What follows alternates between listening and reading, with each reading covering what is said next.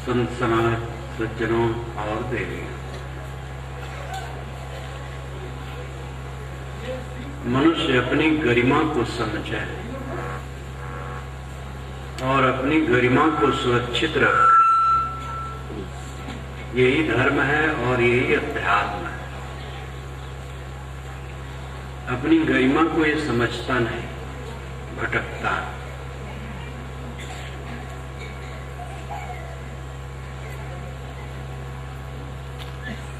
प्राकृतिक शक्तियों को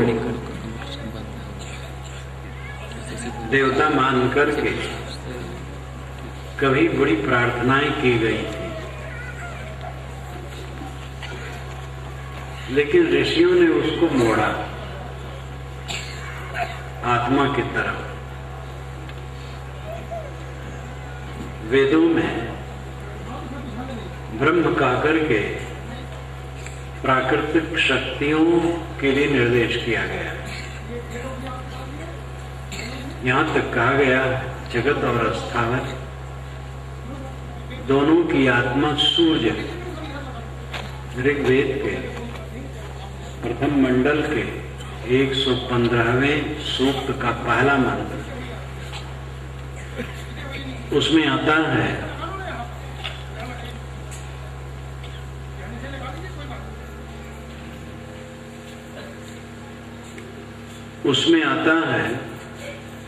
कि जगत और अस्थावर की आत्मा सूर्य है। जगत का अभिप्राय है जंगम, जो चले। अस्थावर का मतलब है जो स्थिर है। यानी अस्थावर जंगम का आत्मा सूर्य है। तो एक दृष्टि से देखा जाए बिल्कुल सच है। सूर्य से शक्ति प्राप्त करके, इसीलिए सूर्य को पोषण कहा गया।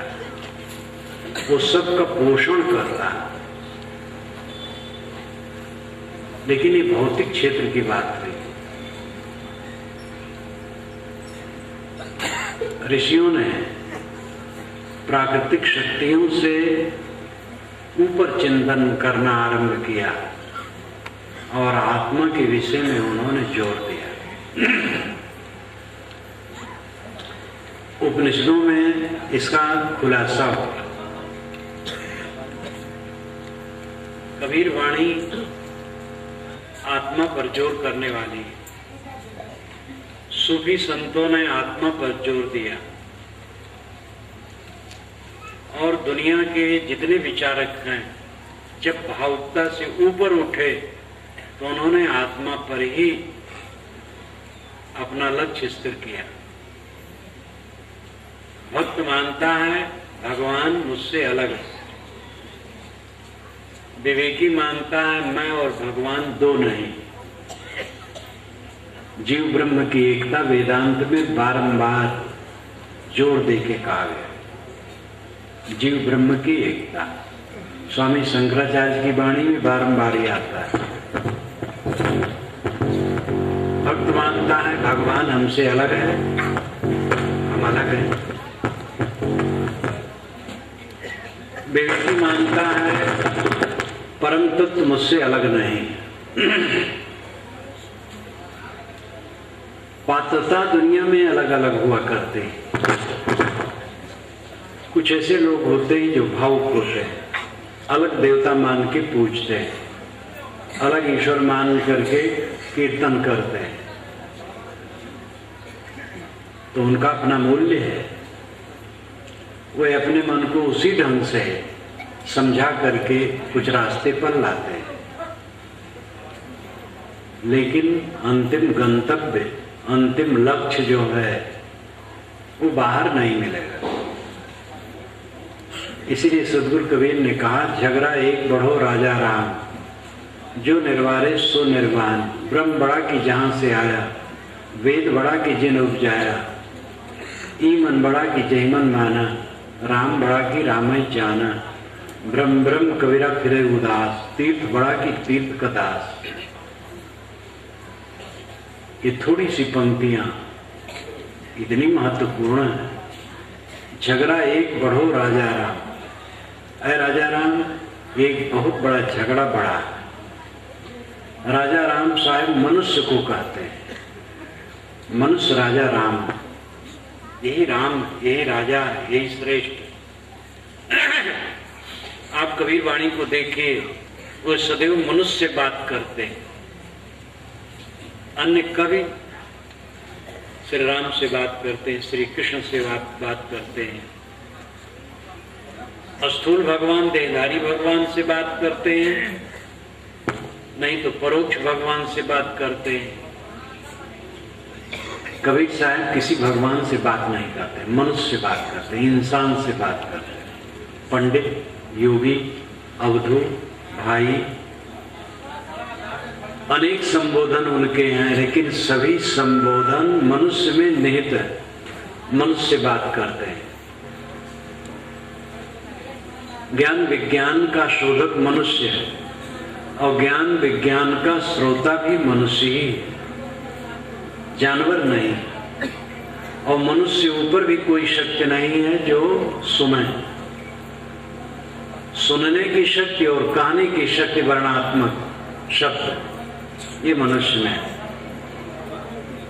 इसलिए मनुष्य को साहब राजा राम कहते हैं। झगड़ा एक बढ़ो राजा राम, है राजा राम, है श्रेष्ठ मनुष्य, एक बहुत बड़ा झगड़ा बढ़ा है। जो निर्वारे सो निर्वाण, जो निर्वार करे उसका निर्वाण होता है। निर्वार का मतलब खोल लेना। इस झगड़ा को जो मिटा दे वो निर्वाण, परम शांति पाता है। ब्रह्म बड़ा है तो साहब कहते ब्रह्म बड़ा कि जहां से आया। अगर ब्रह्म तुम हो तो विवाद खत्म है। हम ब्रह्मास्मि, ऋषियों ने कहा मैं ब्रह्म हूं, तो यहां विवाद कुछ नहीं। लेकिन ब्रह्म कहीं बाहर है तो उसको किसने कहा? आपने कहा, आपने कल्पना की। परोक्ष ब्रह्म की कल्पना करने वाले आप हैं, तो आप बड़े हैं, वो बड़ा नहीं। आपने सोचा है ब्रह्म के विषय में और उसका रूप गढ़ा है, नक्शा बनाया, आप श्रेष्ठ है। ब्रह्म बड़ा कि जहां से आए। किसी ने कहा लेकिन वेद में लिखा है कि ब्रह्म बड़ा है, ये जीव से ब्रह्म बड़ा है। तो साहब ने कहा वेद बड़ा कि जिन उपजाया। वेद बड़े हैं कि वेद के रचयिता बड़े, जिन्होंने वेद को उपजाया है, बनाया। तो उन्होंने कहा हम वेद को अनादि मानते हैं। तो साहब ने कहा ई मन बड़ा कि जही मन माना। मन बड़ा है कि मन को मानने वाला बड़ा है? तो मन को मानने वाला बड़ा है। राम बड़ा कि राम ही जाना। तब उन्होंने कहा सब ईश्वर की माया, हम कुछ नहीं कह सकते। तो साहब ने कहा राम बड़ा कि राम ही जाना। ईश्वर बड़ा है कि ईश्वर को जानने वाला बड़ा है, ईश्वर की कल्पना करने वाला बड़ा है। ब्रह्म ब्रह्म कबीरा फरे उदास। संसार के लोग भटकते हुए उदास फिरते हैं तीर्थों में कि तर जाएंगे, गंगा जमुना नदियों में नहाएंगे तो तर जाएंगे। साहब कहते तीर्थ बड़ा कि तीर्थ का दास। तीर्थ बड़ा है कि तीर्थ का दास बड़ा है। इन चार पंक्तियों में अर्थ यह है कि ब्रह्म की कल्पना करने वाला, ईश्वर की कल्पना करने वाला, वेदों का रचयिता, मन को मानने वाला और समस्त मानसिक सृष्टि का सृजक, तीर्थों की स्थापना करने वाला, सारे ज्ञान विज्ञान की खोज करने वाला, सबका स्थापक कौन है? इसमें कोई विवाद की बात नहीं। मनुष्य, दुनिया के समस्त शास्त्रों की रचना मनुष्यों ने की, समस्त देवी देवताओं का सृजन मनुष्यों ने किया, समस्त ईश्वरों की अवधारणा मनुष्यों ने की। मनुष्य बढ़कर के कोई शक्ति नहीं ज्ञान विज्ञान का दाता। सुनो मानुष भाई, सवार ऊपर मानुष तहार ऊपर नहीं। ये चंडीदास बंगला भाषा के महाकवि ने कहा, ऐ मनुष्य भाई सुनो, सबके ऊपर मनुष्य श्रेष्ठ है, मनुष्य के ऊपर कोई नहीं। सारे ज्ञान विज्ञान का स्रोत कौन है? मनुष्य। लेकिन अपनी भूल से धर्म वालों ने, कुछ धर्म वालों ने ऐसा कहा कि मनुष्य तुच्छ, जीव तुच्छ, भगवान बड़ा। भगवान कहाँ है पता नहीं। मनुष्य जो सामने है वो तुच्छ है। जब तुच्छ है तो श्रेष्ठ कैसे होगा? जो स्वभाव से तुच्छ है वो श्रेष्ठ कभी नहीं हो सकता है। ये महादुर्भाग्य है धर्म के क्षेत्र में। भक्ति के नाम पर अपने को बेच दिया गया। भक्ति का अर्थ ये नहीं कि अपने को बेच दे। भक्ति न जाने भक्त कहावे तज अमृत विष कैलिन सारा। साहब कहते भक्ति लोग नहीं जानते, भक्त कहलाते, अमृत को छोड़ करके विष ग्रहण करते। अमृत वस्तु जाने नहीं मगन बयास सब लोए, काहे कबीर कामो नहीं जीवई मरण न होए।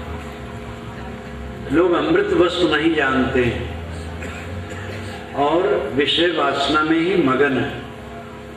काहे कबीर कामो नहीं। जब निष्काम स्थित होती है तो यह अमृत तत्व है और जीव ही मरण न होए। जीव का मरण नहीं होता, इसलिए जीव अमृत है। सिद्धांत में जीव अमृत है, व्यवहार में निष्कामता अमृत है। और इस बोध और रहनी में ठहरना सच्ची भक्ति है। आज शंकराचार्य ने विवेक चूड़ामणि में कहा, मोक्ष की सामग्री भक्ति, भक्ति मोक्ष कारण सामग्राम भक्तिरेव गरीयसी। मोक्ष की सर्वोच्च कारण सामग्री भक्ति। और अगली पंक्ति में कहा सुस्वरूपानुसंधानम भक्तिरित्य विधीयते। सुस्वरूप का अनुसंधान भक्ति कहलाती है। भक्ति की परिभाषाएं और हैं, लेकिन ये परिभाषा परिपक्व है। नैको ऋषिर्जस्य मत प्रमाणम। एक ऋषि नहीं जिसका मत प्रमाण मान ले। श्रुतियों विभिन्ना, श्रुतियां भी विभिन्न है। वेद के मंत्र बहुत है, उपनिषद के मंत्र भी बहुत है, ऋषि भी बहुत है। इसलिए प्रमाण, किसी शास्त्र को प्रमाण मान लेना ये उचित नहीं। प्रमाण वह है जो प्रमा के अनुकूल है। क्या प्रमा का अनुगमन प्रमाण कर रहा है? प्रमा नाम ज्ञान, और प्रमाण जिससे ज्ञान सिद्ध हो। प्रमाण है कि राजा सगर की पत्नी सुमति से 60,000 बच्चे एक साथ पैदा हो गए और वो छोटे छोटे कीड़े सरीखे थे। तो धाय बुलाई गई तो 60,000 खड़ा ठीका रखा गया, उसमें एक एक को डाल दिया गया और सब खा खा करके जवान होके निकल आए। ये प्रमाण है ग्रंथ का। तो क्या प्रमा का ये अनुगमन करता, ज्ञान का अनुगमन करता? हमारा ज्ञान क्या है? हम देखते हैं कि मनुष्य योनि में नारी से एक बच्चा होता है, कहीं जुड़वा होता है। 60,000 बच्चे होते कहीं देखा नहीं गया। तो प्रमा का अनुगमन ये प्रमाण नहीं कर रहा है।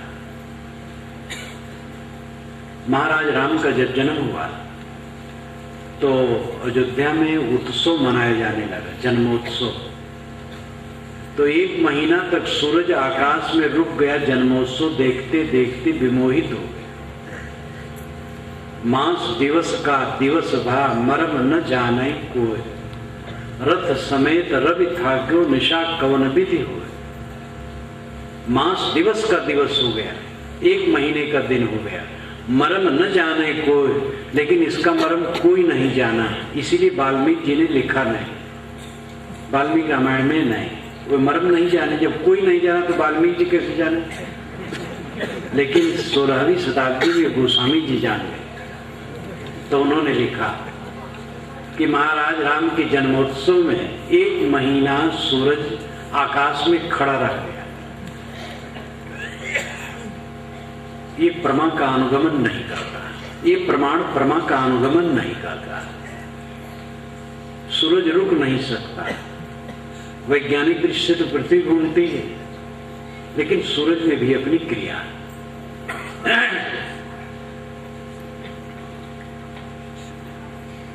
कबीर साहब चौकी पर बैठे थे, गोरखनाथ जी सिंह पर बैठ करके आए। तो कबीर साहब ने सोचा इनको बड़ा घमंड है सिंह का कि हम सिंह पर बैठ के चलते। तो कबीर साहब ने चौकी से कहा चल अगवानी कर गोरखनाथ जी।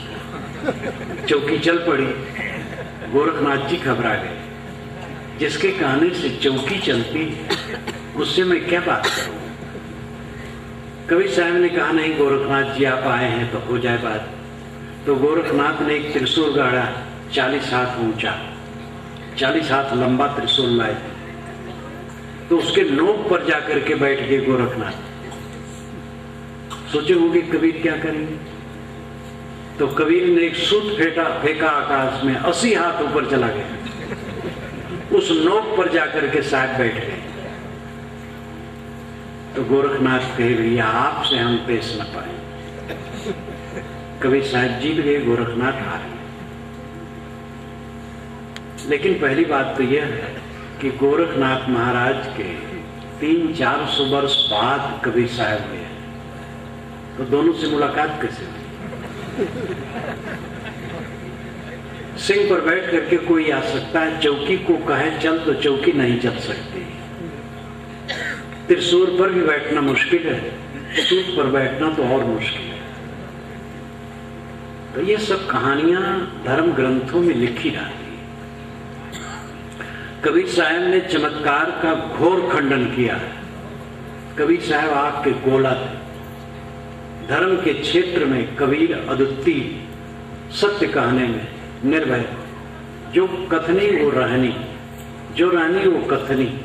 डर नहीं, किसी चीज की जरूरत नहीं, अनुगामी नहीं चाहिए, धन नहीं चाहिए। सत्य कहूंगा, सत्य में रहूंगा, डर की कोई बात नहीं। मरना एक बार है, जब मर जाए कोई हर्ज नहीं। और उन्होंने रास्ता बताया अपने अनुगामियों के लिए। जो चले वो अनुगामी। कबीर पंथी होने से कोई अनुगामी नहीं, जो चले वो अनुगामी। तो उन्होंने रास्ता क्या बताया। कबीर खड़ा बाजार में लिए लुआठी हाथ, जो घर फूके आप ना चले हमारे साथ। कबीर साहब आग की लुआठी ले करके चौराहे पर खड़े और कहते मेरे साथ चलना हो तो लो लुआठी, अपना घर फूकाओ तब चलो, जिससे याद न करना पड़े घर का। फूकाओ, जब घर फूक दोगे तो हमारे साथ चल सकोगे। तो ये वो घर नहीं है जिसमें रहा जाता है। वस्ता निष्काम हो जाओ, कुछ न चाहो। कुछ न चाहने पर भोजन मिलेगा, कपड़े मिलेंगे, सोने की जगह मिलेगी। चाहो वरना मेहनत करो। मेहनत करने के साहब राय दिए। स्वयं मेहनती थे, मेहनत करते थे और हमें भी राय दिए मेहनत करो। साहब ने सूत काता, क्योंकि जहां पाले गए थे वहां सूत काता जाता था। वैदिक ऋषियों के घर घर में सूत काता जाता था। मैंने कबीर दर्शन में एक नया संदर्भ अभी जोड़ा है, क्योंकि कबीर दर्शन अब फिर से कंपोज होगा। अभी तो नया प्रकाशन होगा, वो चल रहा है। जब आगे आएगा तो मोटा अक्षर हो जाएगा, कुछ संदर्भ और आएगा। भारतीय संस्कृत के मूल में कर्म कर है, ये संदर्भ है। भारतीय संस्कृत के मूल में कर्म कर है। भारतीय संस्कृत के मूल में वैदिक ऋषि। मैंने ये कहा कि आदिवासी लोगों का, आदिवासी को वनवासी को, उनका कोई साहित्य नहीं, लेकिन वो कर्म कर रहे ही होंगे, पक्का है। आर्य लोग, उनका साहित्य है वेद। और वेद में ये वेद पढ़ करके कोई जान सकता है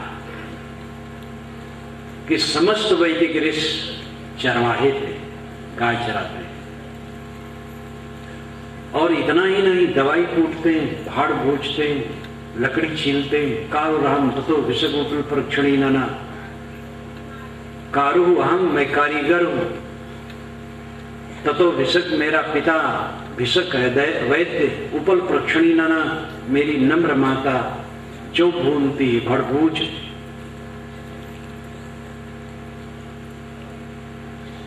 वैदिक ऋषि कर्म कर और उदार होके अपने कहते हैं, हल ज्ञानी चलाता है, सीरा जुंजद कवयो, कवि नाम ज्ञानी।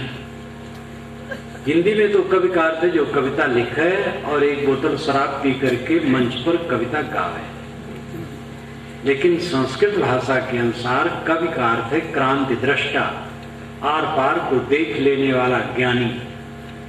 और उसके लिए ऋषि कहते हैं सीरा युंजंत कवयो, सीर का अर्थ है हल, सीरा बहुवचन में।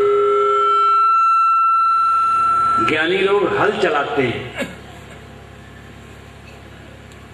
इंद्र से हल चलवाया गया है, ये सब मैंने उदाहरण दिया है।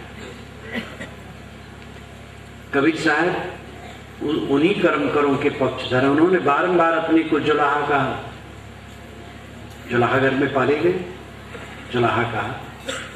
गीता में बारंबार यादव यादव श्री कृष्ण को कहा गया, गाय चराते थे। हजरत मोहम्मद बकरी चराते थे। संत ईसा बढ़ई का काम करते थे। उपनिषद के ऋषि गाय चराते हैं, खेती करते हैं। कर्म करो को तुच्छ मानने की प्रवृत्ति वर्ण व्यवस्था की अभिशाप ने दिया। इस पर फिर कभी चर्चा। अभी तो इतना ही कि कर्म करना, कर्म पर साहब जोर देते हैं, कर्म करना चाहिए, कर्म करो, लेकिन ज्ञान के पक्ष को सही सही समझो।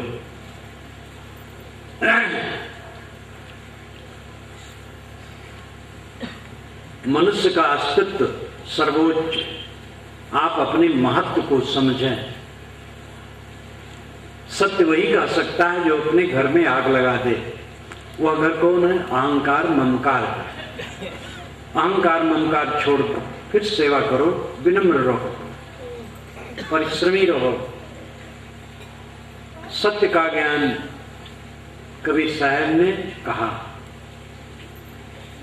लेकिन लाखों कबीर प्रेमियों ने उन्हीं को चमत्कार के दलदल में फंसा दिया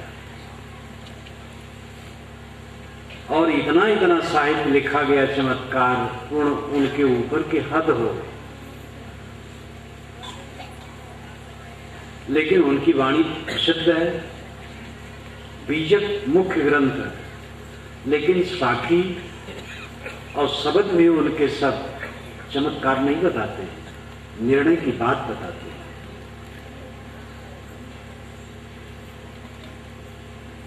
अपने महत्व को हर इंसान समझे, चाहे उसको चेतन कहें, चाहे आत्मा कहें, चाहे जीव कहें, चाहे रूह कहें, चाहे सोल कहें, चाहे राम कहें, चाहे अल्लाह कहें। परमार्थ परक जितने अर्थ हैं शब्दों के, वो सारे शब्द आपके अस्तित्व के बोध के लिए। राम आप है, ब्रह्म आप है, खुदा आप है, गॉड आप है, चेतन आप है, जीव आप है। आपका अस्तित्व महान है। मनुष्य का दिमाग देवी देवताओं की रचना करने का विशाल कारखाना है। सारे देवी देवताओं का सृजन मनुष्य के मस्तिष्क से हुआ है और वो रो रहा है, गिड़गिड़ा रहा है कल्पित देवी देवताओं के सामने। अपने को नहीं समझ रहा है, अपने को तुच्छ कहा गया।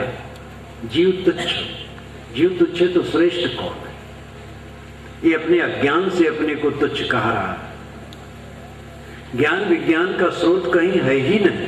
पानी का स्रोत है, तेल का स्रोत है, कोयले की खदान है, रत्नों की खदान है, लेकिन ज्ञान की खदान और ज्ञान का स्रोत कहीं नहीं मनुष्य के अलावा। मनुष्य जीव, ये चेतन आत्मा सर्वश्रेष्ठ है। आप अपनी श्रेष्ठता को समझिए। आप तुच्छ नहीं है, महान है। लेकिन ये महानता तब चरितार्थ होगी जैसे ये महान है वैसे मल विक्षेप आवरणों को दूर करके स्थित हो जाए। विकारों से गंदगी, विकारों का त्याग सच्चा भजन है। मनोविकार, वाणी के विकार, कर्म के विकार, ये विकार हमें धूमिल करते हैं। भक्ति उपासना का जो आलंबन है, उसके आलंबन को हम 3 हिस्से में बांट सकते हैं। परोक्ष ईश्वर या देव, प्रत्यक्ष मूर्तियां और संत सद्गुरु। परोक्ष जो ईश्वर हम देव की उपासना करते हैं वो हमारी अवधारणा है, और पवित्र अवधारणा होने से उसमें भी कुछ लोगों को लाभ मिलता है। ईश्वर मान करके, देव मान करके परोक्ष में प्रार्थना करते हैं, नमाज पढ़ते हैं, इबादत करते हैं, तो कुछ समय खटपट से अलग होकर के थोड़ा अपना मन संसार से हटाते हैं, इसलिए ठीक है। मूर्ति रख करके कुछ लोग पूछते हैं, वे भी एक दुनियादारी से अपने मन को हटाते हैं। लेकिन मूर्ति कभी बोल नहीं सकती, बोध नहीं दे सकती, और ईश्वर और देवता भी बोध नहीं दे सकते, वो भी बोलते नहीं। बोलने वाले संत गुरु मनुष्य, जहां से आपको बोध मिलता है, पवित्र रहने की प्रेरणा मिलती, उनको हम संत गुरु कहते हैं। वो उपासना बड़ी, वहीं से बोध होता है।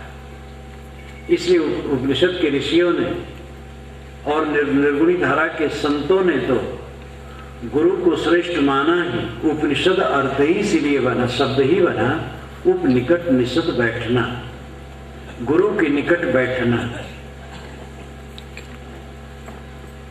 प्रवाह जयवल के पास सत्यकाम उद्दालक बैठ करके, और अंततः सत्यकाम उद्दालक के पास बैठकर, जनक याज्ञवल्क्य के पास बैठकर, और इसी प्रकार नारद सनत कुमार के पास बैठकर ज्ञान प्राप्त किए। ऐसे अनेक ऋषि। उपनिषद शब्द इसलिए बना है गुरु के निकट बैठ करके बोध प्राप्त करना, जो कह सके और करता हो, ऐसे की उपासना, ऐसे के निकट बैठना, ऐसे में श्रद्धा रखना। मनुष्य तपित है अपने मानसिक विकारों से, जल रहा, असंतोष, पीड़ा, भय, संताप। जिसके मन में असंतोष न हो, पीड़ा न हो, भय न हो, संताप न हो, कृतार्थ आत्मा हो, ऐसे सद्गुरु के निकट बैठ करके उससे बोध प्राप्त कर और उसके जीवन से प्रेरित होना, ये उपासना है। ये सच्ची उपासना, जीवंत उपासना। सूफी संतों ने भी इसी पर जोर दिया। आप सूफी संतों में जाइए, इतनी गुरु भक्ति है क्या पूछें। अब गुरु नाम रख करके चालबाजियां भी खूब हो रही हैं। धोखेबाज गुरु पहले भी रहे, आज भी हैं, आगे भी रहे। हर जगह 2 नंबर का माल रहता है, आपको छान विचार करना पड़े। सब गुरुओं का गुरु कौन है? सब गुरुओं का गुरु मनुष्य जीव। इसी को छानना पड़ेगा, ये सही गुरु है, गलत गुरु। तो उपासना के आलंबन परोक्ष ईश्वर और देव, प्रत्यक्ष मूर्तियां और संत सद्गुरु। ईश्वर और देव और मूर्तियों की उपासना करने वाला भी कुछ संतोष पाता है, लेकिन बोध नहीं होगा। जीवन बीत जाएगा, बोध नहीं हो, और अंतिम स्थिति नहीं है। जो बोलता है और उस बोध की रानी में रहता है, वो गुरु, वो संत, उनकी उपासना से कल्याण होगा। और गुरु यही बताता है, जो मैं हूं वही तू है।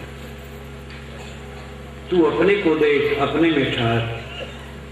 हम रात में चल रहे थे, किसी गांव में जा रहे थे, एक गांव मिला, वहां के लोगों से पूछा, रामपुर गांव भैया मुझे जाना है, कहाँ?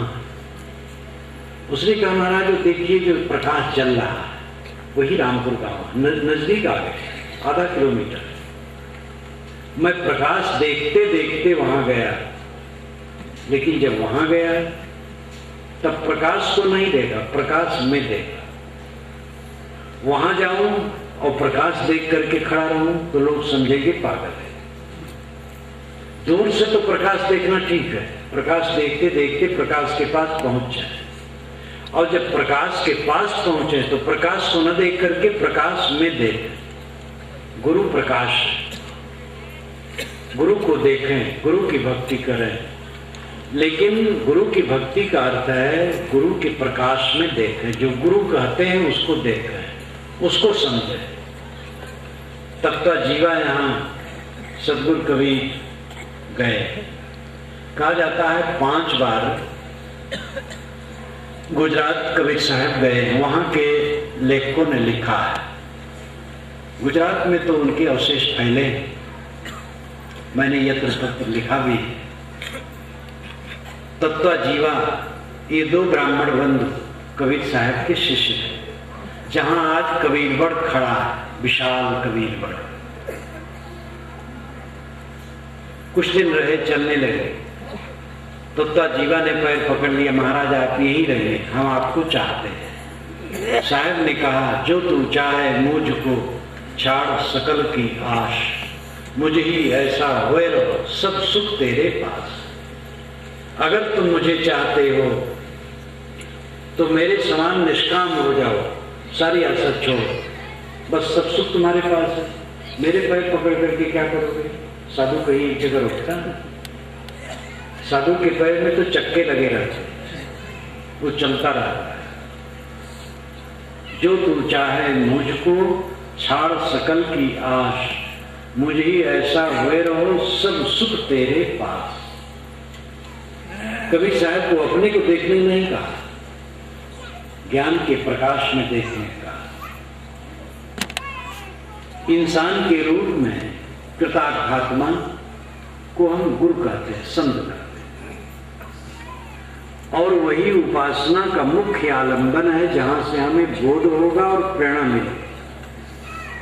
वेदांत की भाषा में श्रोत्री ब्रह्मनिष्ठ कहा है। गुरु कैसा होना चाहिए? श्रोत्री हो और ब्रह्मनिष्ठ हो। श्रोत्री का मतलब बहुत सुना हुआ हो, पहले किताबें नहीं थी, गुरु ज्ञान सुनाते थे, शिष्य सुनते थे, और शिष्य फिर अपने शिष्य को सुनाते थे। श्रुति के आधार पर चलते रहे, इसलिए वेद वचनों को श्रुति कहा। हजारों वर्षों तक वेद वचन ऐसे सुनते और कंठ करते रहे, तब कहीं लिखा जाना संभव हुआ। शुरू में वेद वचन बोलने वाले ऋषि लिखना पढ़ना दोनों नहीं जानते थे, आगे जाने। वैसे अथर्व वेद में तो आ गया लिखने पढ़ने का संकेत। तो श्रुति का अर्थ है सुना हुआ। जो श्रोत्री अधिक ज्ञान सुना हो, मतलब एक ज्ञानी, आत्मज्ञानी और ब्रह्मनिष्ठ, आत्मा में निष्ठ हो, उस दशा में रहता हो, ये वेदांत की भाषा है। कबीर साहब की भाषा है बोध रहनी निष्ठ। बात एक है, बोध हो और रहनी। जो श्रोत्री होगा उसी को बोध होगा। आज अध्ययन मनन सुनना सब कुछ है, हजारों वर्षों से जो गुरु संतों द्वारा सुनता है, भक्तों द्वारा सुनता है और ग्रंथों को पढ़ता है, धीरे धीरे ज्ञान हो जाता है। ज्ञान होने से बोध हो गया। और रहनी ही ब्रह्मनिष्ठा है, अपने में टिकना। करनी करे सुपूत हमारा, कथनी कथे सुनाती, रहनी रहे सो गुरु हमारा, हम रहनी के साथी। साहब कहते हैं जो ज्ञान की चर्चा करता है वो मेरा नाती है, लड़की का लड़का, दूर का है लेकिन प्यारा है। और जो करनी करता वो हमारा पुत्र है, निकट का रिश्ता है, खून का रिश्ता है। और जो रहनी में रहता हमारा गुरु है, हमसे ऊपर। मैं रहनी का साथी, कथनी करनी रहनी तीन। ज्ञान की चर्चा कथनी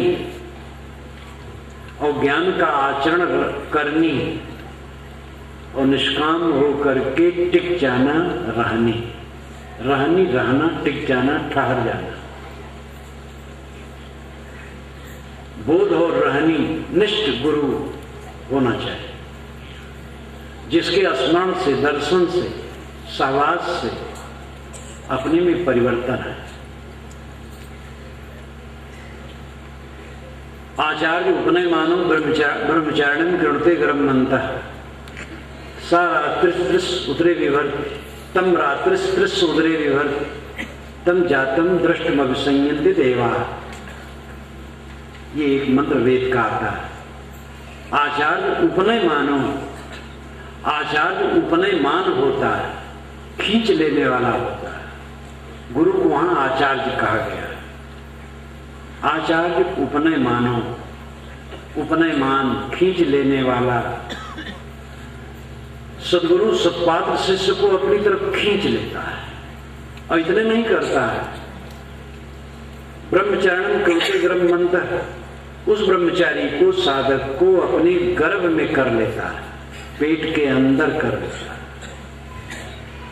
और तम रात्रिस्त्रिस उदरे विभर्ति, तम उसे 3 रात तक अपने पेट में रखता है।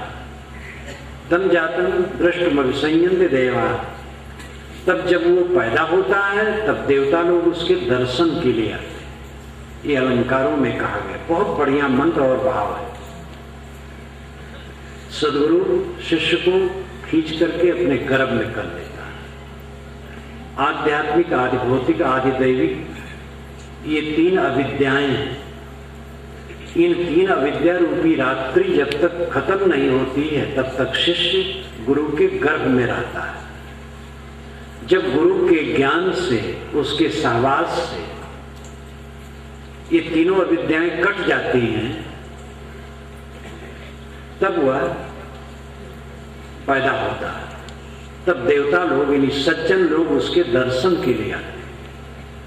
कोई साधक जब उसके सारे अज्ञान मिट गए और वो शीतल हो गया, तृण रहित आग की तरह शीतल शांत हो गया,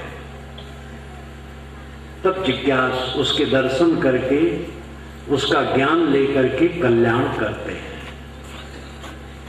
ये आदि दैविक, आदि भौतिक और आध्यात्मिक 3 अविद्याएं क्या हैं, इसका विवरण देने का अभी समय नहीं। समय से इस पर चर्चा करना चाहूंगा 3 दिनों में, किसी दिन।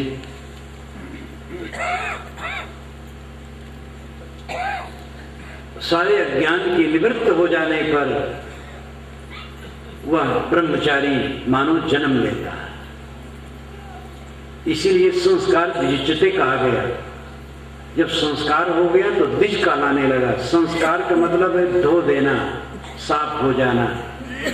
जब साफ हो गया तो दूसरा जन्म हो गया। आपसे गलतियां हो गई हैं, चिंता मत करो, अब गलती न करो बस। कितने लोगों से गलतियां हो जाती हैं तो बुढ़ापा तक कोई रोते रहे, ये भी एक कमजोरी है। एक किशोर अवस्था में गलती हो गई है आपसे, आचरण संबंधी और कुछ, बूढ़े हो गए वही सोच सोच करके ग्लान में चल रहे हैं, ये भी ठीक नहीं। गलतियां हो गई, गलती अब न हो बस। क्या दीवार गलती करती है? क्या एक खंभे गलती करेंगे? आप इंसान हैं, आपसे गलती हो गई, आप गलती छोड़ दो और सही पर हो जाए बस। चरित्र संबंधी गलती हुई, अब संयमी हो जाए।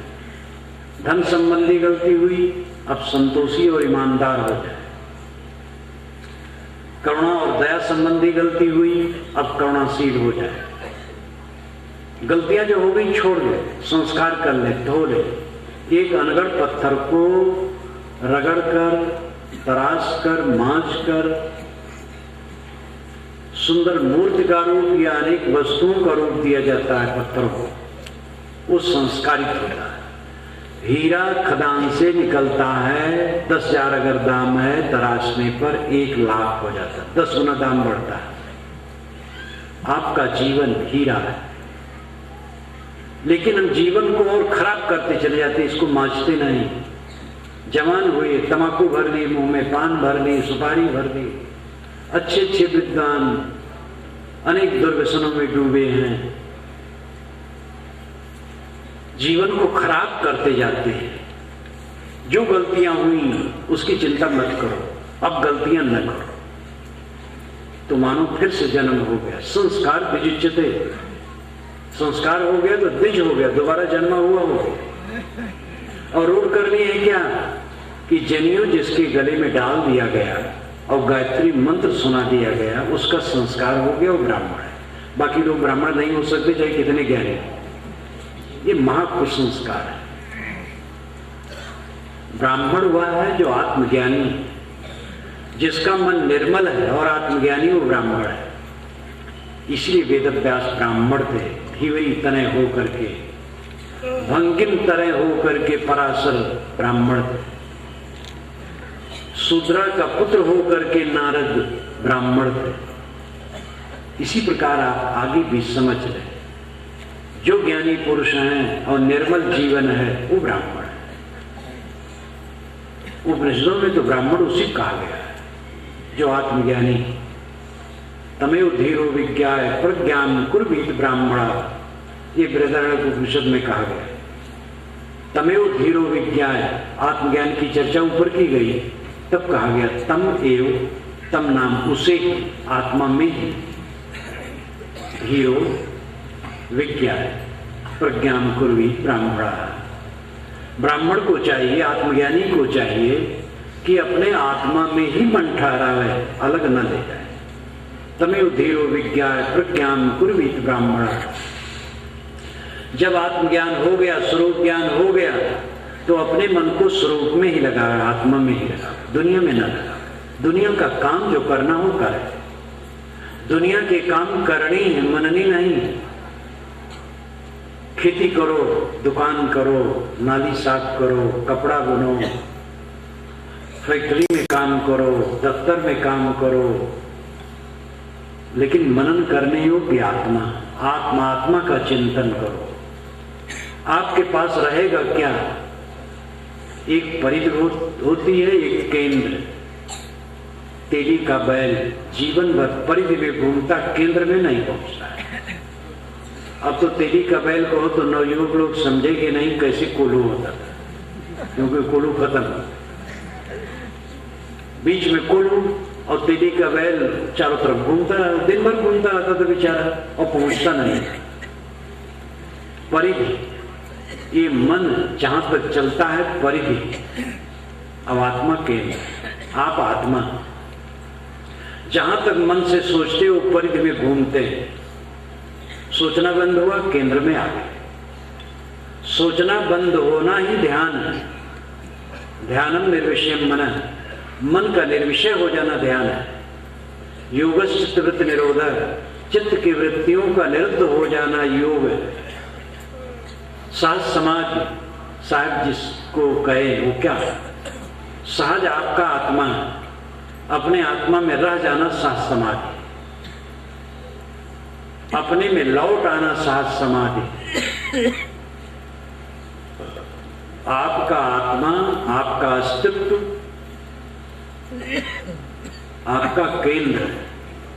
जब आप सोते हैं तो केंद्र में आ जाते हैं। जब स्मृतियां खत्म होने लगती हैं तो आपको नींद आने लगती है, और जब तक स्मृतियां रहेंगी नींद नहीं है। जब तक आप स्मृतियों में रहेंगे परिधि में घूमते रहे, और जहां स्मृतियां खत्म होने लगी केंद्र में आने लगे।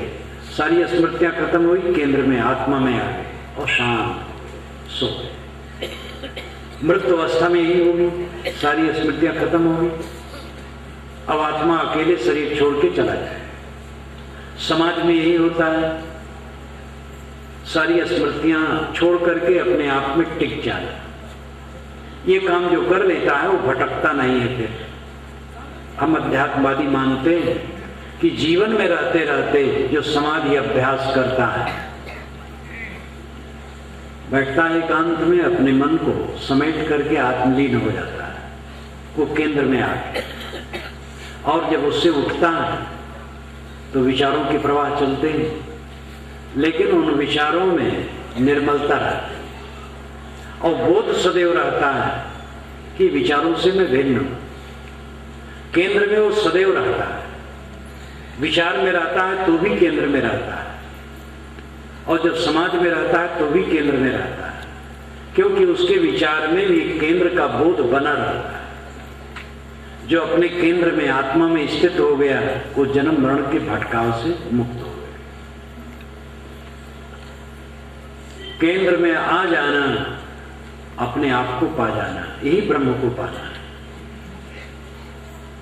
आत्मा से अलग ब्रह्म नहीं, आत्मा से अलग कहीं ईश्वर नहीं, अपने आप से अलग मेरा लक्ष्य नहीं।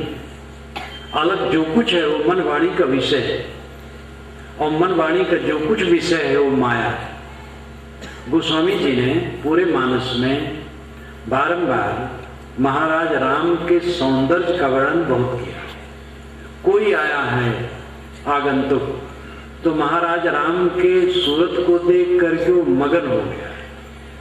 बारंबार इस पर खूब उन्होंने लिखा है, लेकिन जब उन्होंने खाटी की बात कही, शुद्ध बात कही, तब कहा गो गोचर चालक मन जाए, सो सब माया चाने भाई, देखी सुनी गुनी मन माही, मोह मूल परमारथ नाहि।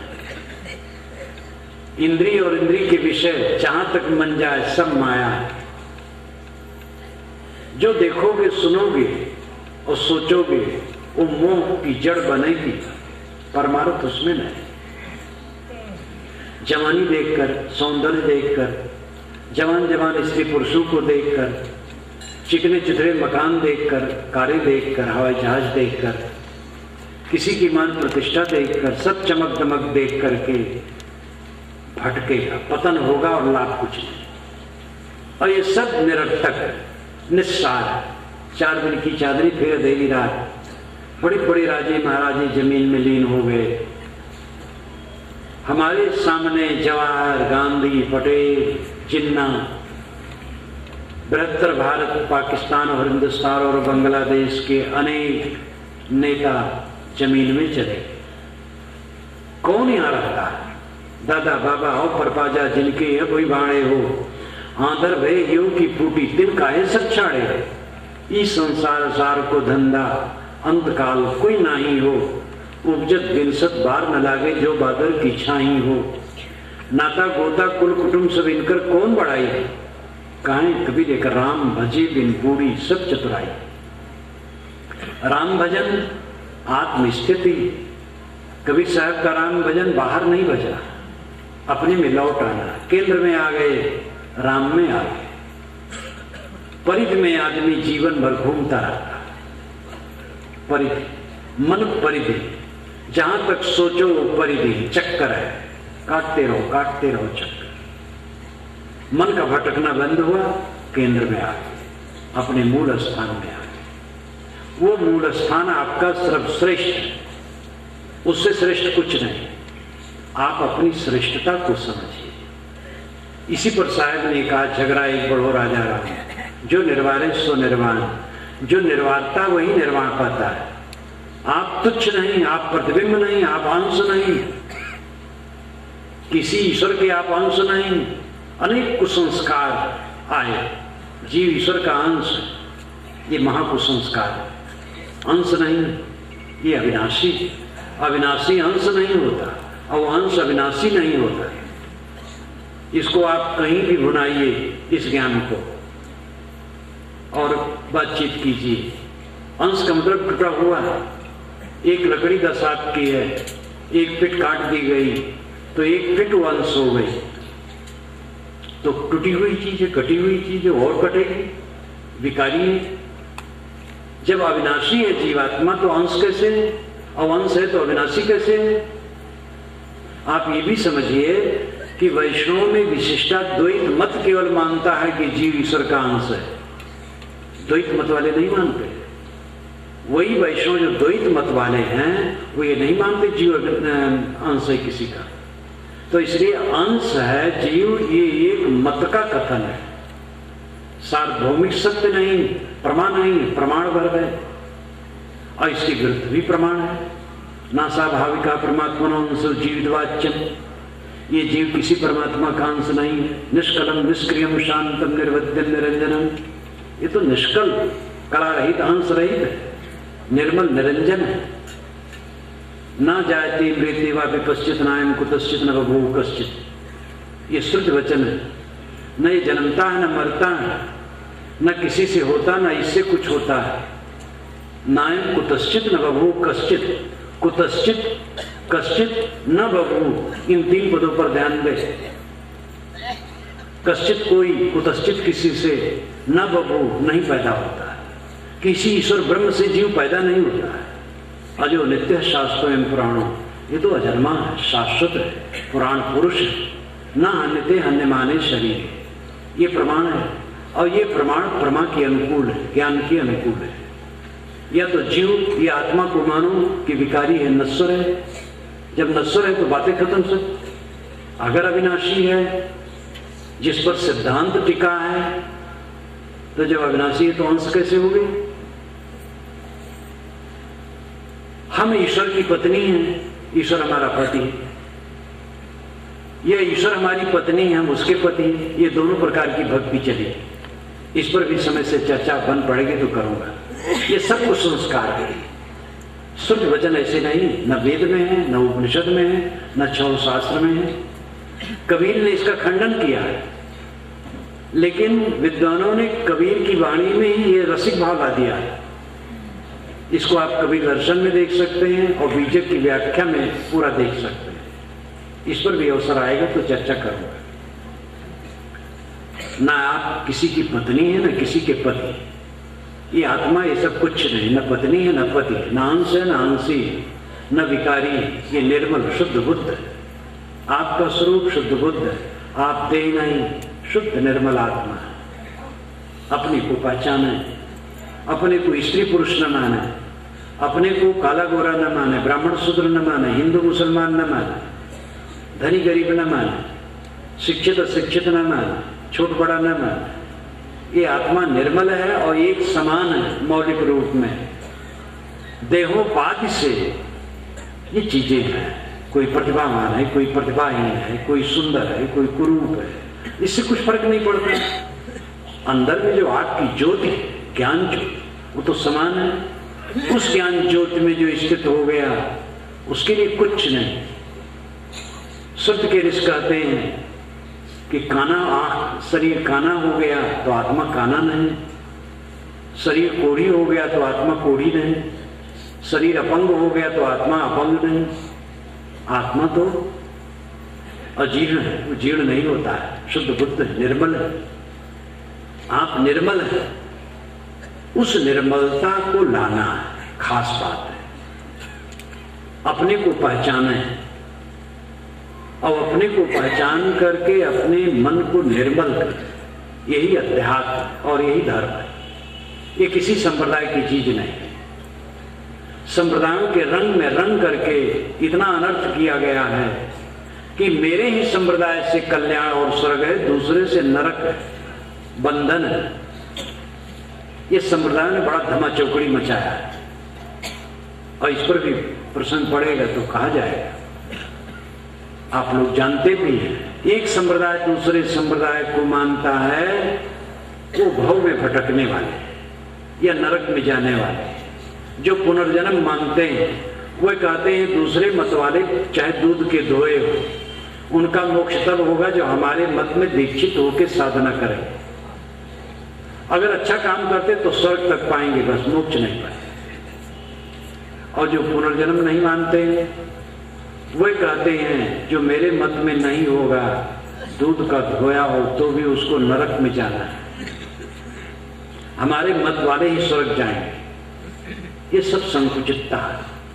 स्वर्ग और नरक, मन की मलिनता नरक है, मन की स्वच्छता स्वर्ग है। मन का मोहग्रस्त रहना बंधन है, मन का निर्मोह हो जाना मोक्ष।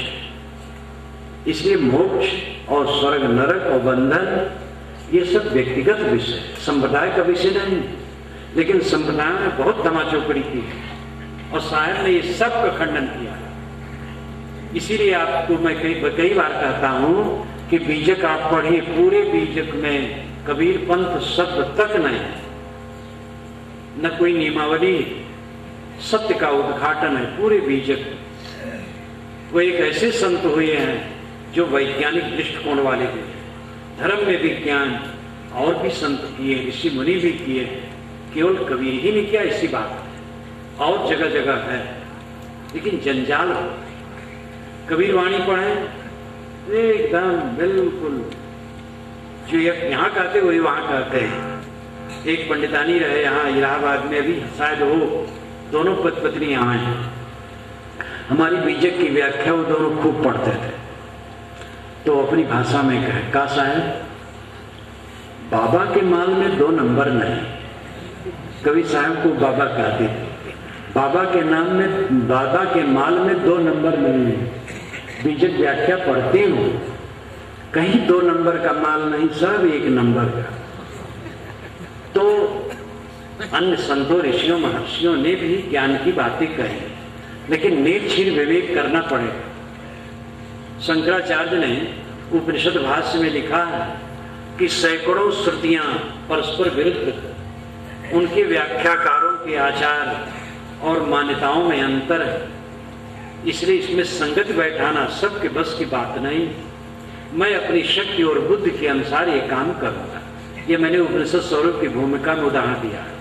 स्वामी शंकराचार्य अत्यंत विनम्र होकर के यहाँ उन्होंने कहा, बिल्कुल सच। इसलिए शास्त्रों के जंगल में आपको निर्णय करना पड़ेगा। कोई शास्त्र स्वतः प्रमाण नहीं,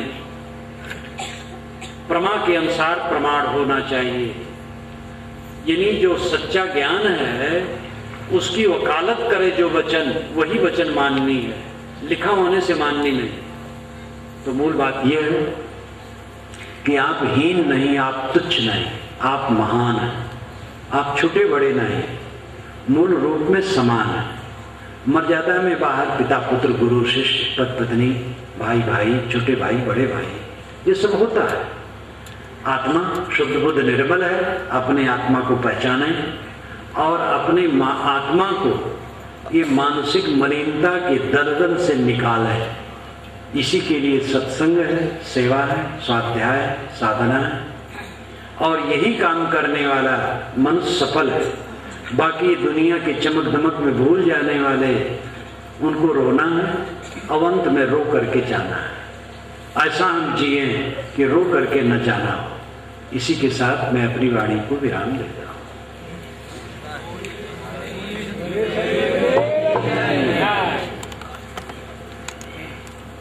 कबीर बारक संस्थान